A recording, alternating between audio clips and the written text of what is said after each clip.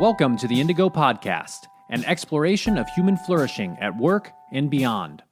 I'm Ben Barron of Indigo Anchor and Cleveland State University. And I'm Chris Everett of Indigo Anchor. For more information, please visit us at www.indigopodcast.com. All right, so today we're talking about post-pandemic organizational leadership, what to expect and do. There's going to be an end to this pandemic. Someday, hopefully sooner rather than later. I think most of us, if we went back a year ago, none of us would have predicted where we are right now, of course. We may be in this for a little bit longer. We can't predict the end, but it will happen at some point. And organizations are already starting to think about, or should be thinking about, what that transition to something, new normal, whatever you want to call it, after COVID starts to get under control is going to look like. And so today we're going to talk about, what are some of those practices that organizations have adopted in recent months that might stay in place. We're going to talk about what might change and some things that leaders can do right now to start thinking about, to start preparing for post-pandemic realities. Yeah, so one of the practices that won't stay in place is probably the pajamas from the waist down uniform a lot of us have been wearing. You've made that an art form.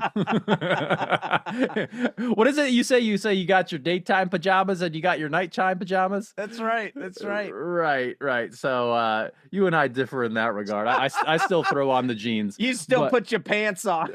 I do. One leg at a time, just like everybody else, I guess. But okay, so why don't we talk about some of these practices that might stay in place? I think the most obvious one, or the biggest change that has happened, is this increased tolerance for, acceptance of, and need for flexible work schedules, remote work.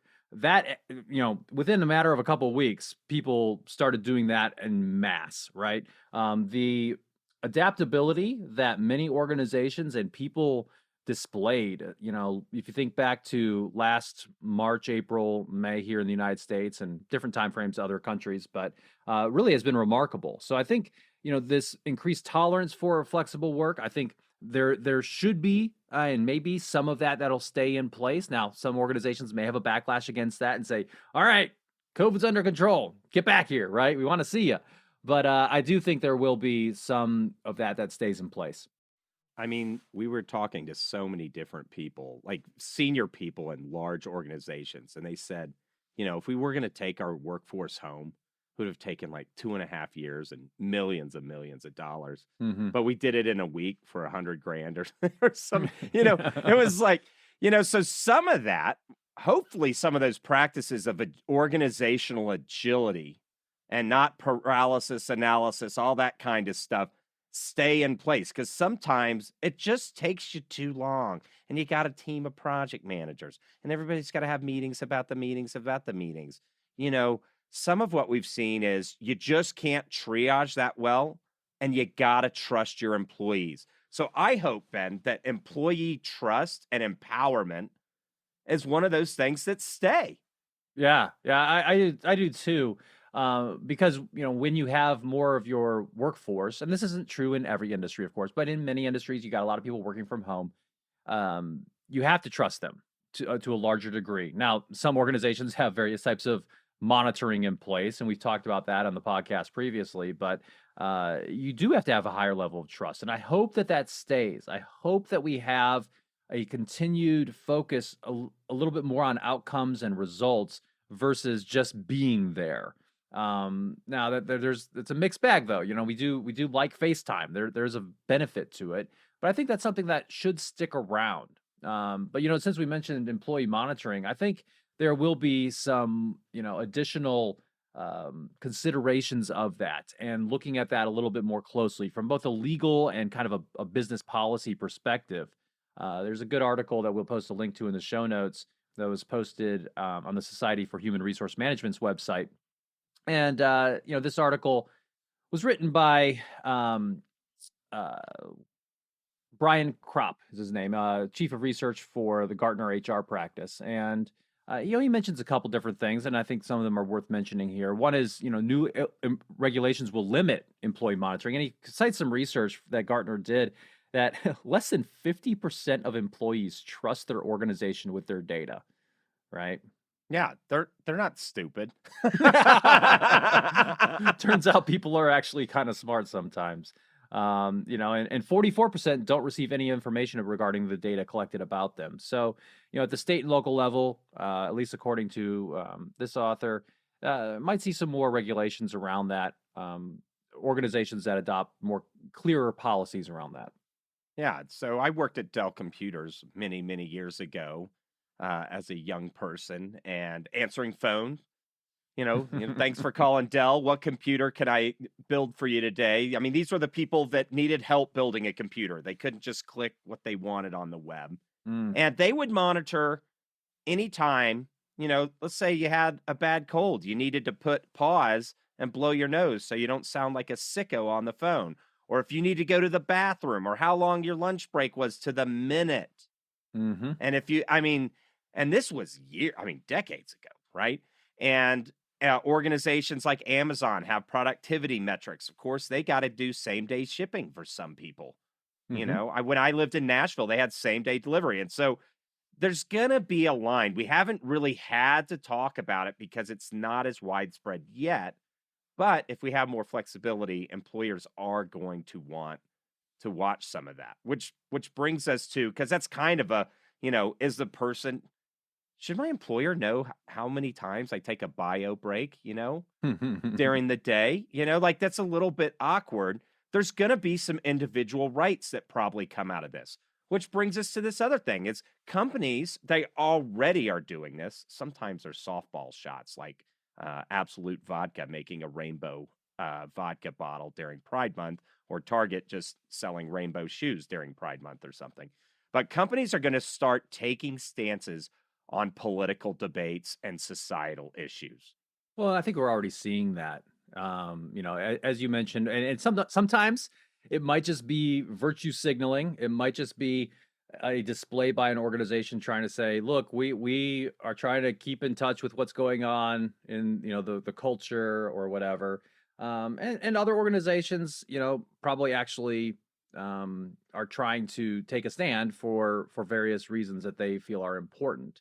Getting to this idea of pandemic leadership and what organizations are doing and maybe are considering is, thinking about requirements for vaccinations within organizations and trying to, educate and help employees in that regard. Yeah, so I live in Park City, Utah, and we're actually below the vaccine threshold. Forget about the COVID vax. The kid population is below the herd immunity amount because some of these. You mean like for measles and stuff? Yeah, because some of these wealthy jackwagons are like, I don't want to put something unnatural in my body or some non-scientific rated stinking thinking. Oh, And they can go find a doctor that can write them a note to say their kid doesn't get it. And this is a bad handshake. But when you're looking at organizational health, welfare, and safety, I mean, we're in the military, Ben. If we got a vaccine, do they say, hey, do you want to take this? No, you like line up and put your arm out, and you get it and drive on with your leg mission out there, right? So for those not in the Army, leg missions are any missions not airborne. So anyway, so you're doing your leg mission, but companies now have a problem. And I'm in a lot of HR forums on Facebook and Reddit and other places just to kind of keep a pulse of what's going on. And there's a lot of questions. How can we incentivize vaccinations? Can we go ahead and pay our hourly employees the amount of time to drive out? Can we bring vaccination on site? I mean, every facet of what is going to go on is being explored. But one of the things that's common to all of these, and a big misstep that orgs make, is you can't phone it in. If you're going to require vaccines, you better daggone know about, is it Pfizer or Moderna? And what is it about? And be ready to answer questions. If you're going to take a stance on LGBT issues, God, how many big organizations have whiffed with like many $1 million advertising campaigns on or minority issues and just freaking, I mean, it's a T-ball hit, could be, but they whiff. You've got to know what you're talking about before you step into these political and social debates. I would agree with that. And I also would add the caveat with things like health and things like vaccination requirements and how you're handling that.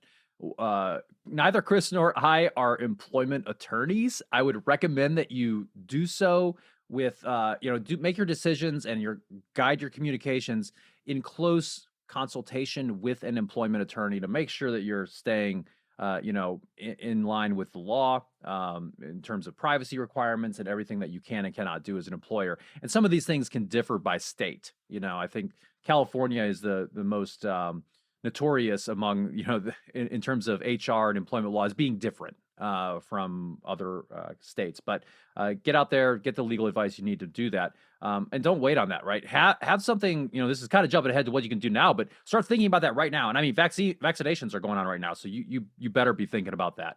Another thing that I think may stay in place is, during this era of more working from home and having a lot of meetings virtually is, we have seen people's lives. We have had a direct webcam into people's homes, into their personal lives. We've seen the dog come running into the picture frame. We've seen the little kid come in, and all of those types of things that are, it used to be a lot easier to keep all that separate from your professional life.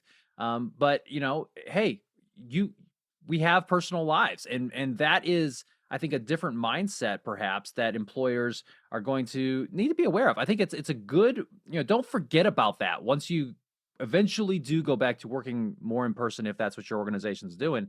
Don't forget about the fact that, hey, that dog and that kid that the employee has, they still exist, right? Your employee is still dealing with those types of things. And, to the degree that you can support your employees in those regards and be mindful of it, I think is just good leadership. Yeah. You want thriving people that have wonderful intellectual and home lives and all those.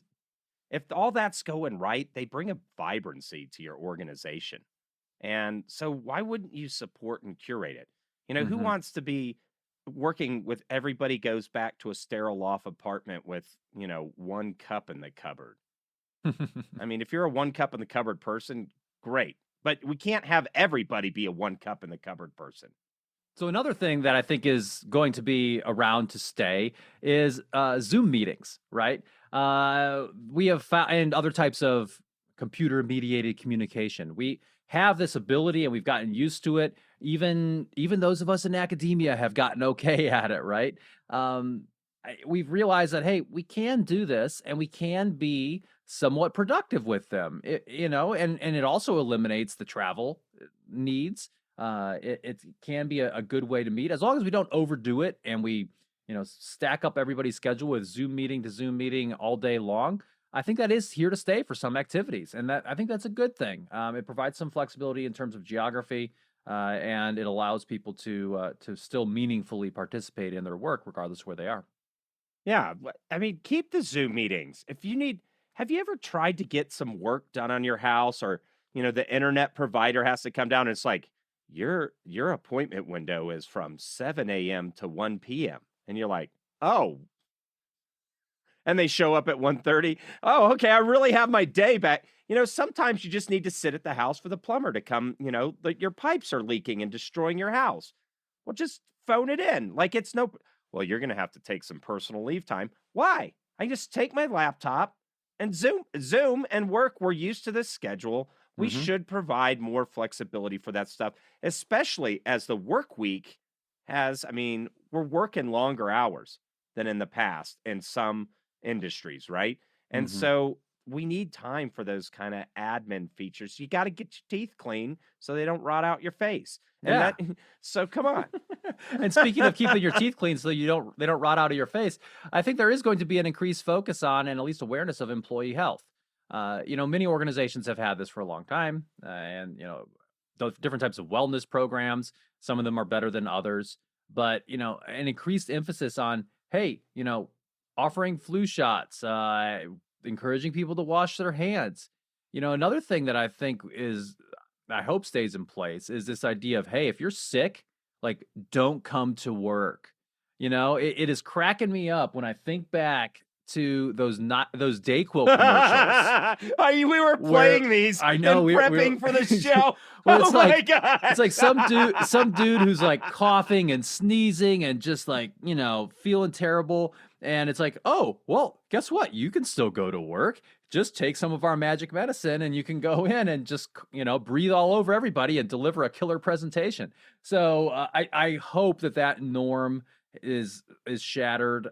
You can take the Dayquil, but just stay at home, and so you're not blowing your nose during the Zoom meeting if you want. But we've realized that, hey, if we're going to live together in a modern society where we have contagious diseases that just come and go.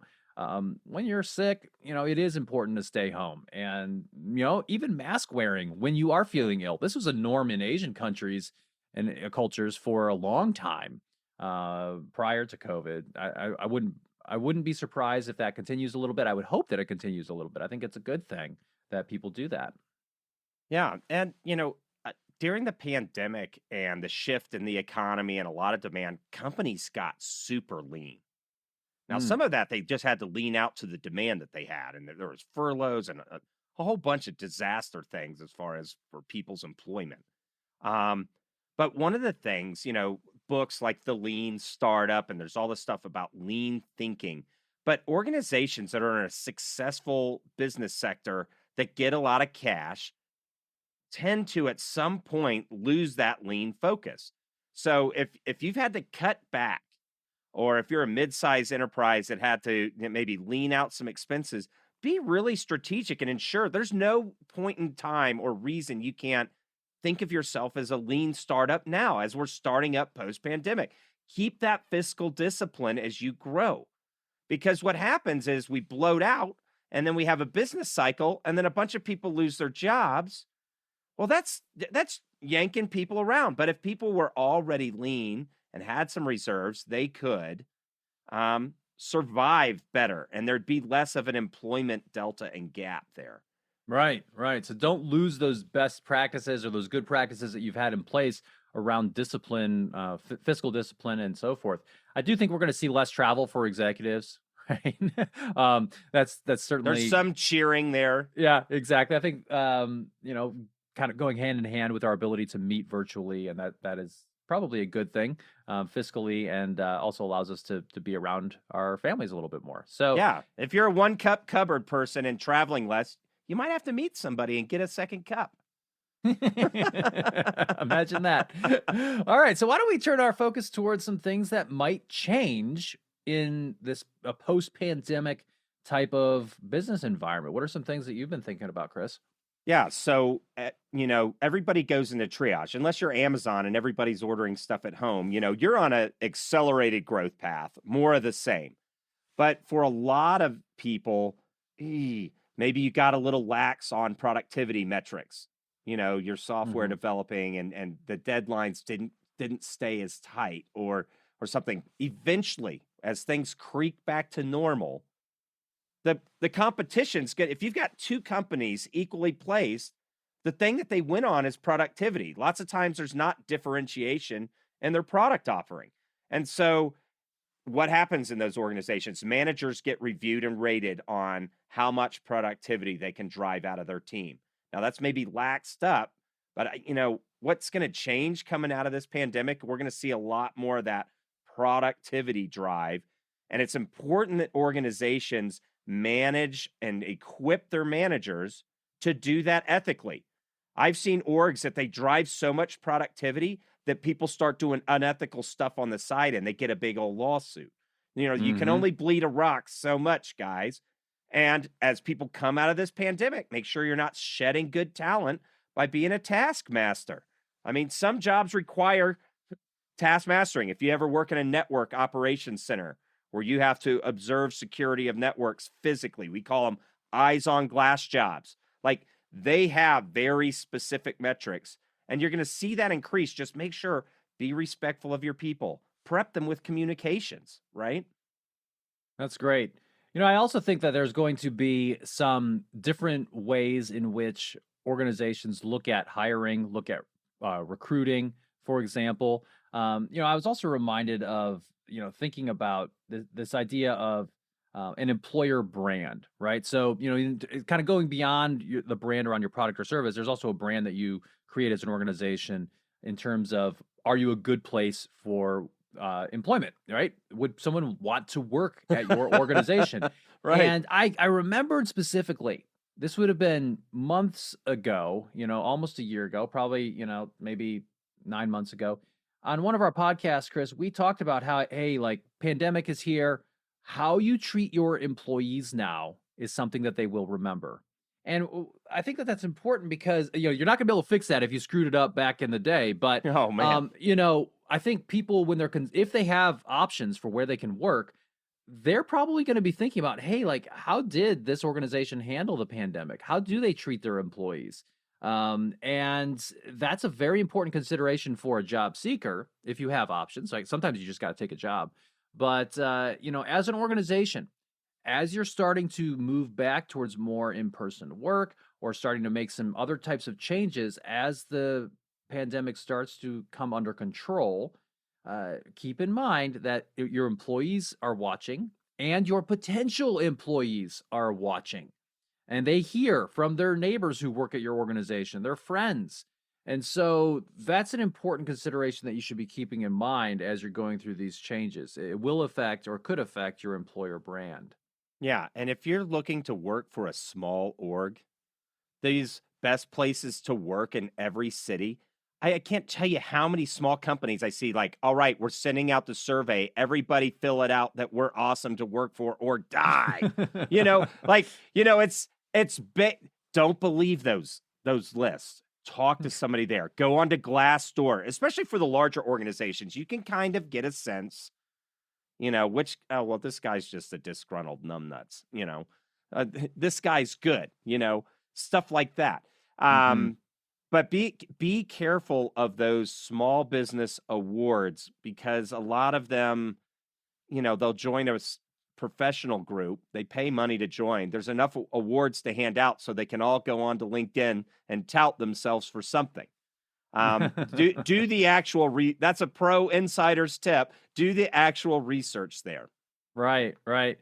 I do think we are going to see, and we're already starting to see, people coming back into the workplace. We're going to see that for a variety of reasons. But one reason is that, we are all to some degree social creatures, that there's certainly some individual differences there. Chris, you are far more social than I am.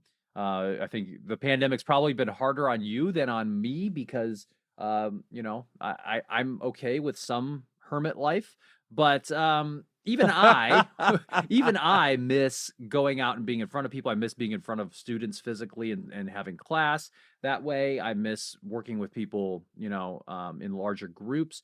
So, people do have this craving for getting back together in person. And I think organizations need to be aware that that is a human drive that we all have to be social with each other. And we may need to temper some of that enthusiasm, right? So that, we got to ease back in. Hey, just because we're here doesn't mean you need to go hug everybody, even though you miss them. No, I'm hugging everybody, Ben. I am doing it. I'm gonna hug, and I'm gonna say, can I just pet your arm a little bit during this meeting? This is gonna be great. Thanks. Speaking of HR disasters. Good grief. Yeah. So I just think, helping to provide some communication about what it should look like, and being mindful that people do have this tendency, right? Yeah, and I think our recruitment's going to change for organizations that are like, hey, we can have this portion or all of our workforce remote. HR functions and the recruiting functions with the orgs are going to have to start learning how to conduct not in my backyard resume searches, how to interview somebody only through the web and developing expectations, better job descriptions, and how to list locally and nationally. A lot of people are like, oh, what should I do? Oh, I heard this cool, you know, job board site that advertised on my favorite podcast. I'm going to go with that. You're really going to have to get to know the landscape of, hey, what cities do I like to recruit from for the talent stack I need? some towns are a .NET town, some towns are more a Java town. And being able how to do that, that's going to require some retooling of HR and recruiting functions, and also retooling of training of managers to be able to function that way. Time zones start to click in, and some of our smaller mid-sized organizations haven't dealt with that stuff yet. Right, right. I think another thing that might change as we move towards a post-pandemic reality for organizations is that you may have organizations that fall into some of those old bad habits, some of the bad habits around wasting time, having meetings just for meetings' sake, even though there's probably that happening on Zoom too, but doing things that really aren't productive, that are just, making people, for example, show up when they don't actually need to show up for things. Uh, that I think that's certainly a temptation that some organizations may have, some leaders may have, and we got to be wary about that. Yeah, the meeting where it's just about affirming hierarchies and nothing else. Right. Awesome. So, we've talked about some practices that I think might stay in place. And, as we mentioned, I think so many organizations have done an amazing job being agile in this past year. And then that's a good thing. And I think HR departments have, many of them had to turn into public health departments. I think HR professionals out there have done some amazing work from the people I've talked with over the past 9 to 12 months. It's been really challenging for them. But I think they've done some amazing stuff. So some good practices that may stick around, some things that might change. Why don't we focus now on what are some things that leaders can do in their organizations when they're starting to think about and starting to lead that transition back to a post-pandemic type of environment? And one thing I think is important to note is, I don't think it's all about just getting back to normal. Like there's this tendency for us to want to go back to the way things were, what was familiar. I think, it's so cliched, but there is a new normal now in terms of how many organizations are going to operate. But let's talk about, so what are some things leaders can do? Okay, so you're transitioning back. It's hard. One of the things that orgs struggle with is assessing demand. Do I just bring everybody back? Maybe some of those people that are furloughed. So we go, no, nobody does that. You're kind of tiptoeing to see how is the economy doing? What aggregate demand do you have in right products? And how do you staff, which can be frustrating because you're just, especially if you're at the executive level, you're just screaming your head off. I want to get back to the old earnings, God, I'm tired of waiting at 80% of what I was or 50%, and you just want to throw desks at windows and all kinds of stuff. All right.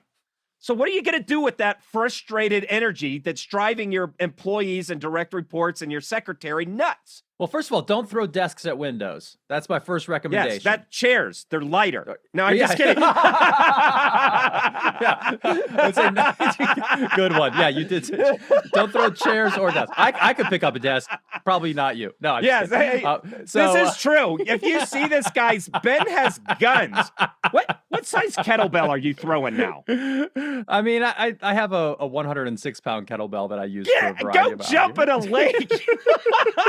It's the beast. It's awesome. But yeah, so don't throw chairs, don't throw desks, don't throw any. Actually, there are very few jobs, unless you're playing a sport, where throwing things is probably a good idea.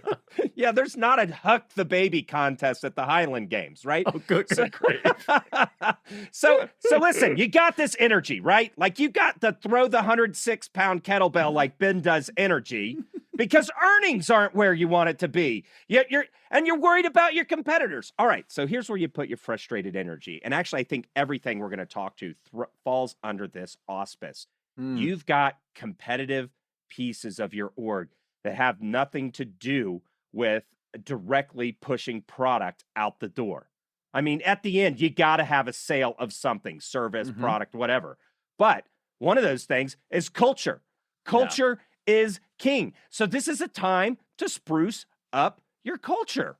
Yeah. And I mean, this is, you probably have already gone through some cultural shifts within your organization. And I encourage our listeners to go check back, some of our we've done a lot of episodes on culture, but, culture refers to some of those deep norms, those, kind of unspoken ways that we behave in organizations, the way we talk to each other, the ways in which we address authority and all those types of things. It's kind of the personality of your organization. And I think leaders right now would be very well served by keeping this idea in the back of their head that, hey, culture, culture, culture. We have to create a culture in our organization or encourage those parts of our already existing organizational culture that make this transition back to a post-pandemic reality better, not worse, right? And one way to do that is remember that everybody in your organization probably is a little bit concerned about things, and you need to be sensitive to that.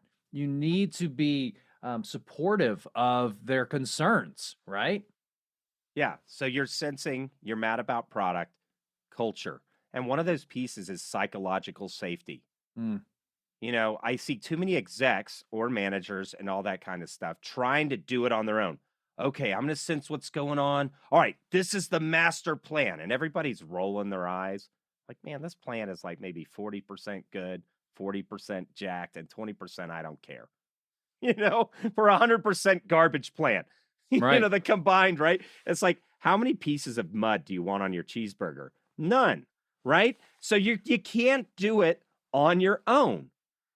One of those things, you need to create a psychologically safe culture so that you can have involvement from your people. This cannot be a unilateral action, top down command and control. If you want to go fast in shifting your culture and getting people back in person work, hybrid, or whatever your strategy is, you're going to need feedback from everywhere, everybody that's out there. Yeah.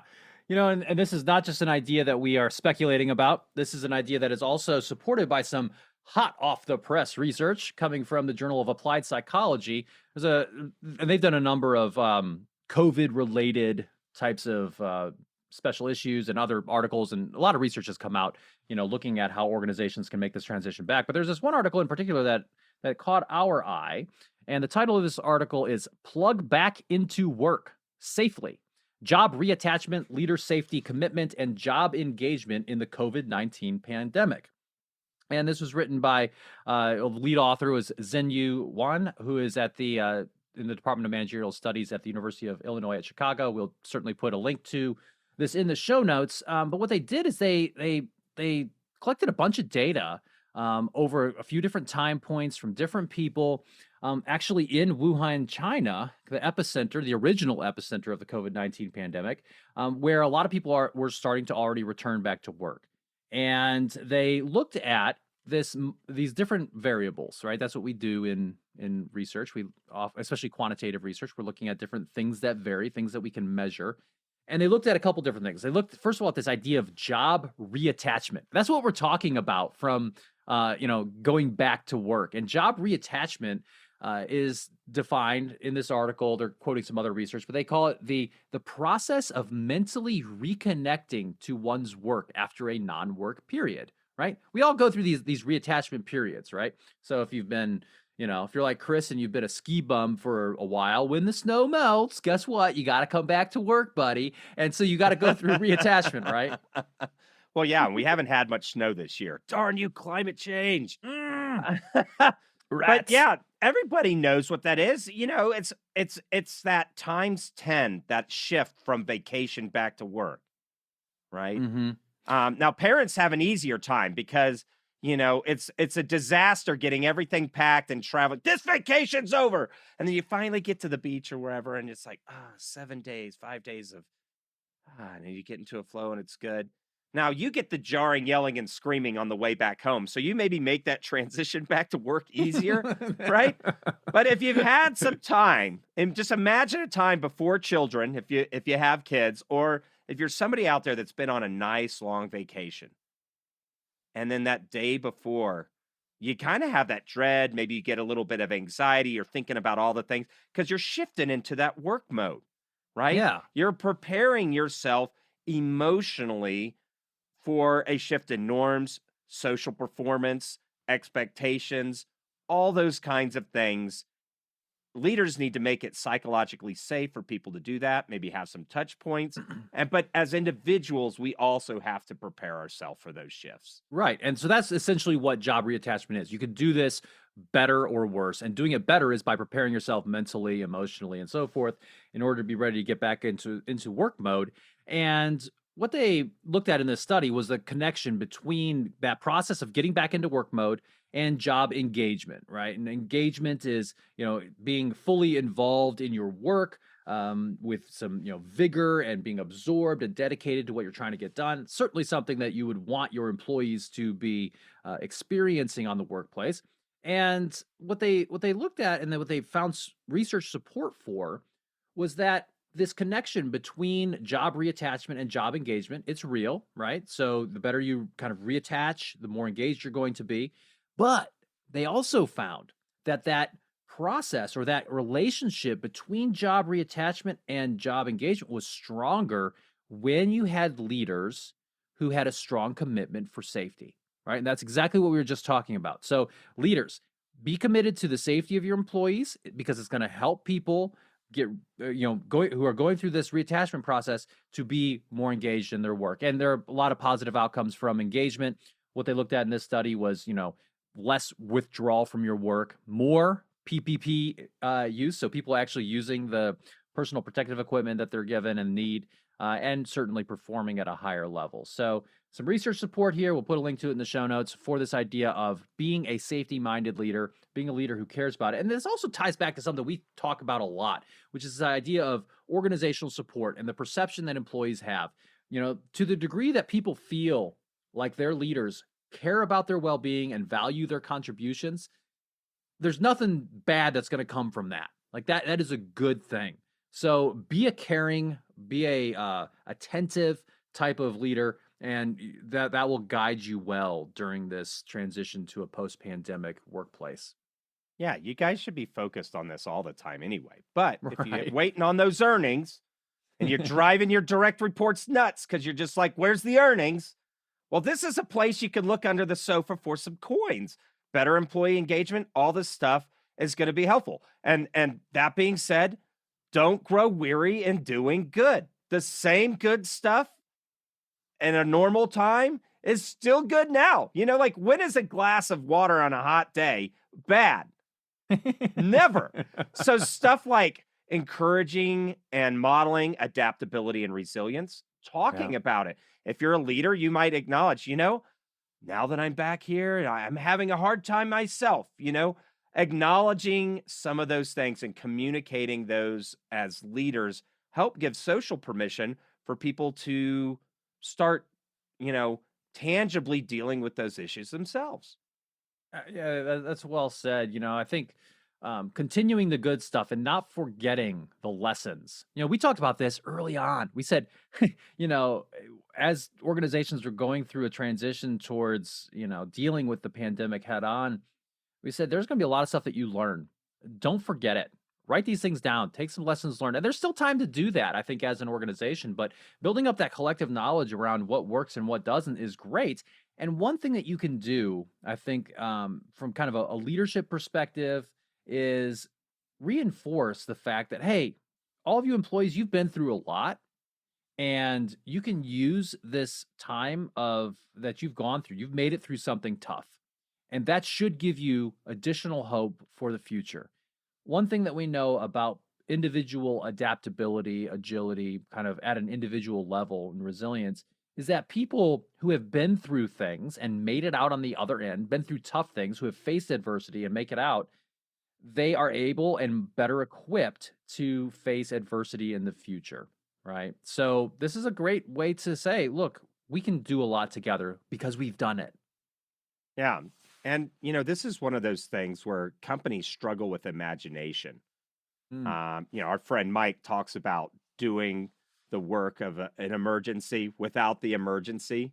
Well, we've yeah. actually had an emergency all hands on deck. So we need to solidify those lessons learned. But then we also need to keep in mind, and we learn about this in the military. You take fire on the left, that doesn't mean you stop looking at the right because somebody could come at you from the right. So just because you're an org and you hit a pandemic and everything goes, ugh, and maybe some of you were your orgs were stretched harder than others. But this is a time to, like you said, build that resilience. But don't fall asleep now, only focused on this problem, i.e., maybe getting back to the earnings of yesteryear in the same way and managing the pandemic and washing your hands when you get to work. Put your thinking cap on, your imagination cap, and start saying, what could happen to us now despite all this going? What are Mm. competitors doing? Right? Vigilant. Be vigilant. When can you not be vigilant? Never. The answer is never. You'll be asleep at the wheel and something will happen. So this is a great place for you guys to focus. Hey, maybe you weren't vigilant for this type of, what do they call it? A black swan event, Mhm. type thing. But be vigilant for other stuff. Like, better to be caught off guard and having been with your thinking cap on than caught off guard and be like, well, nobody was really thinking. We're kind of just snoozing and going. Yeah, yeah. I think doing some scenario planning and encouraging, well, what psychologists call counterfactual thinking, right? What could happen, what might happen. That's and that you can do that retrospectively about things that did happen and what might have happened if you did things differently, but also about thinking about things in the future. It can be really powerful, and it's necessary because that's going to broaden your mental picture or spectrum of what possibly might happen or could happen and start to help you be ready in those instances. So absolutely be vigilant. Don't fall into complacency mode. I don't think I would say most organizations probably aren't there right now because they're still dealing with a lot. But when that all starts going away, when there becomes more of a sense of normality, and it's like, whew, deep breath, things are good. Be wary of complacency. Stay vigilant. Yeah, you'll lose productivity in those sag moments, and that they'll just relax into a new normal. And we know from the military driving that one mission finishes, the next mission's kicking. So when you start to come to the end of a project, when you start to, okay, this is what our transition time's gonna, you can even demark those times. It's like, all right, we've been 5 days back in the office. Time to get on with it. Mhm. You can start setting that vision. Well, get on with what? Well, that's where you have to have that vision, that plan for your team, your plan for your org, what you're going to accomplish in training, strategy, getting product at the door, all those kinds of things. Yeah, another whole bucket of activities that I think falls in this category of continuing the good stuff is around this focus on health and well-being of our people. So as we record this, I'm actually getting ready to do a it's called the Navy Senior Leader Seminar. It's a leadership development program for senior officers and other senior leaders in the military, particularly the Navy. And a big focus of that program actually is on health and wellness. And there's a reason for that, right? Because it really matters for our own cognitive functioning. It matters for how we're going to perform at work, and that's true of whether or not you're a leader or not, whether regardless of where you are in the hierarchy. So I hope that people have a renewed sense around how important that is, and some new norms. We've already mentioned this, but some new norms around coming to work when you're sick. Don't just take a bunch of Tylenol and show up and spread your germs around and things like that. And perhaps a little bit more tolerance and acceptance, and maybe even people feeling like there's an obligation to, hey, boss, like, can't come. I'm not. Woke up feeling X, Y, or Z. I'm going to work from home. We have this in place. I'm going to do it this way, and not being as kind of don't just Dayquil yourself and go in. Yeah, We've it's a all. I mean, conspiracy. Yeah, the Dayquil. Now, this is a conspiracy we can use, right? Not the bad ones that hurt. Yeah, oh boy. I feel sick, so I take Dayquil to do my, work and limit the symptoms. Now everybody else gets sick, and now they have to take Dayquil to come back in and it's a Dayquil conspiracy. Don't buy into it. Let's be sane and better about how we view sickness in the workplace. Yeah, and that really starts with leaders. Like you've got to role model that too, right? And I think it's okay, and I think it's good if you're a leader saying, hey everybody, I know we are going to meet tomorrow, have this important thing. I'm going to be joining this way because I woke up not feeling so great, and I really don't want to get anybody sick. Right? Just by doing that, I think you start to create the permission for others to do it for themselves, which is very good. Yeah, so I guess time to recap, Ben. What did we talk about today? Yeah, so today on the podcast, we talked about this idea of going back to some sort of post pandemic reality and organizational leadership. Some things that we think organizational leaders should be expecting, and some things that they should be doing, some practices that should stay in place, what might change, and some things that leaders can do right now. Thanks for listening to the Indigo Podcast. If you like this podcast, please consider helping us by rating us on Apple Podcasts or wherever you listen, telling your friends about us, having us on your podcast, or mentioning us on social media. Our website is www.indigopodcast.com, where you can access more information about us and this episode. Thanks again, and we look forward to talking with you again soon.